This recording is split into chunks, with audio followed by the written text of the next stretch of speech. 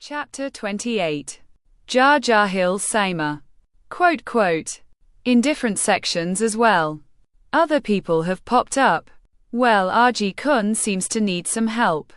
And I'm not just willing to watch my beautiful creations. Enki and Siren. To die. Twilight said as he fired a blood ray at the monster's swarm. With him are 4 beings with black horns on their heads. Each one uses a different type of skill to eradicate more of the enemy. Argi-chan could have just asked and we would have helped. Guess he forgot about us. How sad. Sylvia fake sobbed as she kills of several cryptids. To think that he would be the one asking for our support. Lumina's recalled as she sliced through. Using her sword. Gunther nodded as he recalled as well.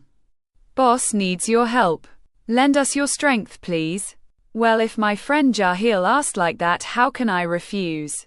Am I right? You too?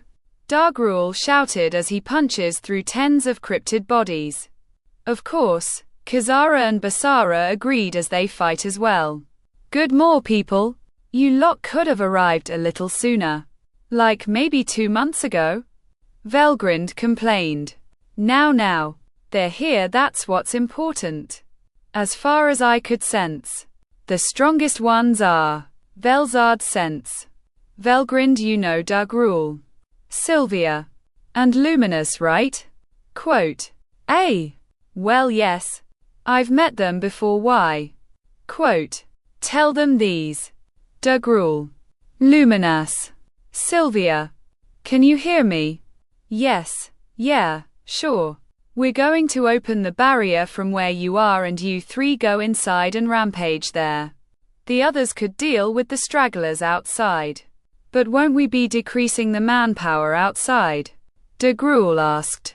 Don't worry, Velzard Ni said that Misery and Rain are coming with their subordinates. The 3. Dargrul, Luminous, and Sylvia all went inside the barrier and started slaughtering through the thousands of cryptids.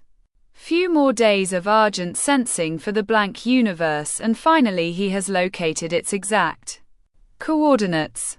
Found it. Finally. Argent laughed as he pushed his arms forward and borrowed magicules from the orbs of Velda Navas. Magicules. More than 10% was taken from the already half-empty orb. Guy. We'll seal it here. Tell Feldway. Quote. Got it. Feldway. Guy shouted as he rushed to Feldway, who was with some of the other seraphims. He then explained the plan of sealing Ivaruj to the universe and nodded. The seraphims, a man with long black hair and a woman with red wavy hair, acted as bait to go towards them. They fired of several types of magics in its face to get its attention.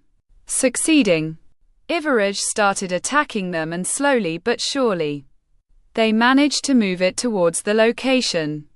With Feldway's signal, the ones who are hiding behind Ivaruj using Late's ultimate skill are preparing to fire a large attack that will push it towards the gate. Now, Feldway signaled everyone, and they all did their jobs in unison. The bait started rushing out of the way, as the ones behind fired a large magic attack that is more than half the size of Ivaruj. Argent, who was patiently waiting while shaking and sweating bullets, finally released and opened the gate to the blank universe. Ivaruj was pushed towards the gate, a third of it passing through. However, that's insane. Ivaruj was holding the sides of the gate, stopping its movement from going in the gate. It held using all its limbs to grab the sides of the gate. That was just about the same size as it. Everyone started giving it their all to push it back, realizing the situation it was in, albeit only instinctively. It roared once again. Roar RRR. Asterisk. Everything shook. The ground, the sky. The barrier collapses as well, releasing the thousands of monsters still alive. But that wasn't the worst that happened. Cracks. Cracks. Cracks. Cracks. Cracks. Gates left and right started opening. No. It would be weird to call them gates. They were more like cracks in space. Like whatever was behind them was forcing to get through. Then once the gates are fully open, the monsters inside started coming out one after the other. Cryptids of all shapes and sizes with large amount of strength started rushing and attacking everyone. Each one of them having the strength of a demon lord's seed on average. With their numbers in the hundreds, it'll give average enough time to escape the gate it is being sucked in. The gates where the cryptids came from are still pouring out more of their kinds as time goes. Not so fast, Argent shouted as he forcibly closed one of the gates. The monster that was passing through sliced in half. Good.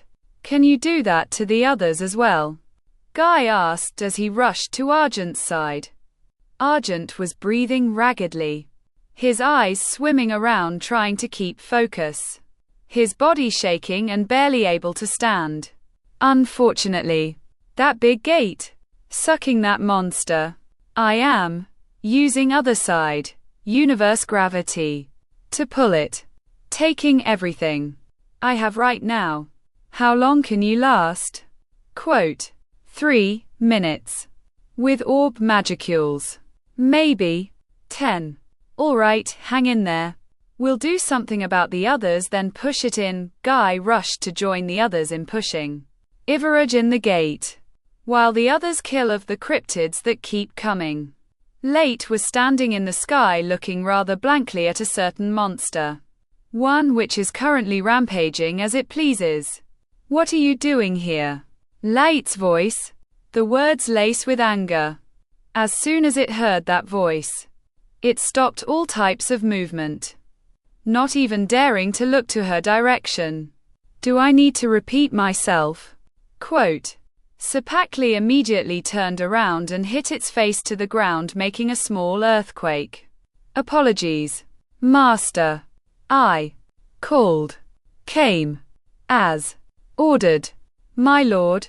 Sapakli tried explaining word for word. A.N. Master equals late. Lord equals average. Ho. Sapakli shivered as it heard Late's quizzical voice. So you dare follow someone else's orders? Quote. No. I follow Master only. And yet you're here. Quote. That is. It couldn't make any arguments. Firstly, it doesn't want to anger her as she is already mad. Secondly, Sapakli came here in a similar way it orders the Adaro. By a type of mind control or instinctual orders. Sapakli only regained consciousness because of its much more instinctual fear of Late than its loyalty to its lord. I'm not in a good mood right now, okay? If you don't want punishment, you'll do as I say word for word, got that? Quote. Sapakli nodded furiously. The wind shook the surroundings. Late pointed at the other large cryptids. Kill them.